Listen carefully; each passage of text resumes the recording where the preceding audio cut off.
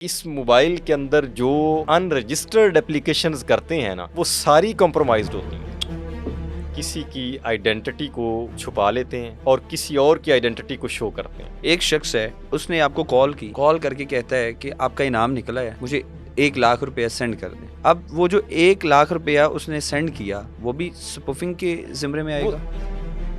آپ بینکر بن کے کسی کو کال کر رہے ہیں، آپ کہتے ہیں کہ جی آپ کے اکاؤنٹ میں اتنی پیمنٹ پڑی ہوئی ہے تو آپ اتنی اماؤنٹ اس اکاؤنٹ میں بھیجیں، ادروائز آپ کا اکاؤنٹ بلاک ہو رہا ہے یا یہ ہو رہا ہے. یہ بتائیں فراڈ سے کیسے بچا جا سکتا ہے؟ گھروں کے اندر جو ہماری فیمیلز ہیں ان کو بتایا جائے، اسکولز کالجز یونیورسٹیز کے اندر اویئرنیس پروگرامز کیے جائیں.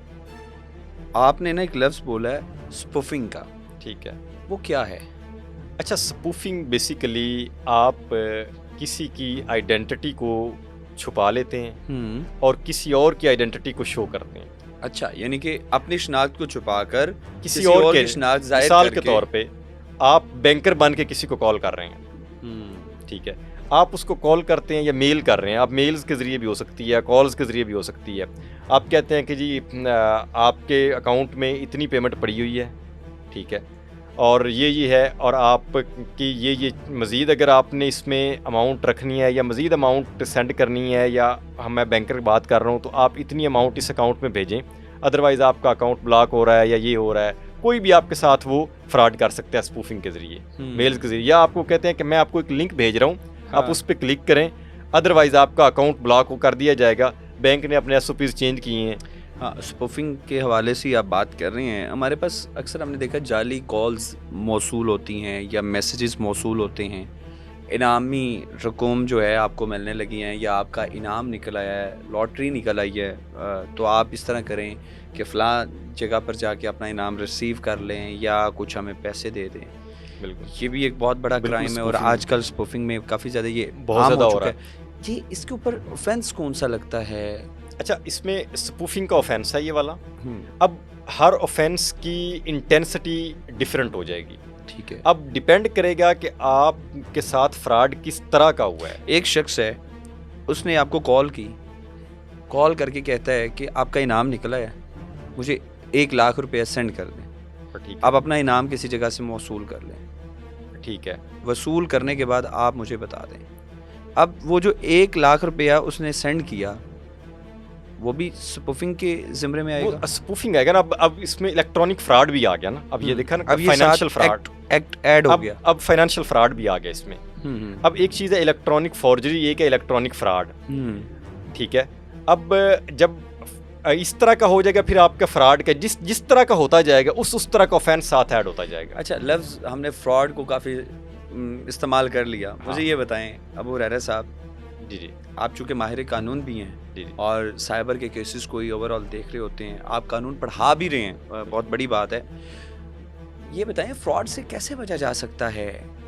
اچھا، بڑا سمپل اس کا طریقہ ہے اگر آپ فراڈ سے بچنا. 2-4 چیزیں ہیں. ایک تو سب سے پہلا طریقہ ہے ایجوکیٹڈ پرسنز کے لیے کہ اسکولز کالجز یونیورسٹیز کے اندر اویئرنیس پروگرامز کیے جائیں. مثال کے طور پہ میں اس فرائیڈے کو UCP میں انوائٹڈ ہوں ایک ورک شاپ میں. اس میں UCP کی سوسائٹی نے مجھے انوائٹ کیا فرائیڈے والے دن 4 بجے سے 6 بجے. انہوں نے ایک اویئرنیس پروگرام رکھا ہوا، ٹھیک ہے. وہ ڈسکشن پینلز ہوگا ہمارا سائبر پہ. اسی طرح ادارے جو ہیں وہ اپنے اداروں کے اندر ان کے ریپرزنٹیٹیو اس طرح کے پروگرامز کروائیں. ایک طریقہ یہ ہے کہ پھر ان کو بتایا جائے کہ ٹولز ان کے کیا ہیں بچنے کے لیے، سیفٹی میئرز.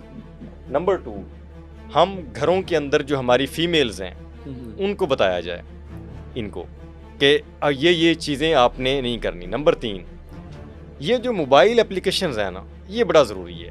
آپ نے اس موبائل کے اندر جو ان رجسٹرڈ اپلیکیشنز کرتے ہیں نا وہ ساری کمپرومائزڈ ہوتی ہیں. ان رجسٹرڈ اپلیکیشنز مثال کے طور پہ اور ان رجسٹرڈ اپلیکیشنز، ان دونوں میں کیا فرق ہے؟ مثال کے طور پہ ٹک ٹاک ہے وہ رجسٹرڈ ہے، فیس بک ہے وہ رجسٹرڈ ہے، ٹھیک ہے. رجسٹرڈ مین جن کو گورنمنٹ نے پرمیزیبل بنایا ہوا ہے، ٹھیک ہے. وہ کیسے پتہ کیسے چلے گا اچھا عام لوگوں کو؟ میں بتاتا ہوں. اس میں 2 چیزیں ہیں. پہلے تھی PTA پاکستان ٹیلی کمیونیکیشن اتھارٹی، بالکل ان سے جا کے آپ ویریفائی کر لیں. جو اپلیکیشن آپ ڈاؤن لوڈ کرنا چاہتے ہیں وہ آپ کو بتا دیں گے کہ یہ کریں یا نہ کریں، ٹھیک ہے.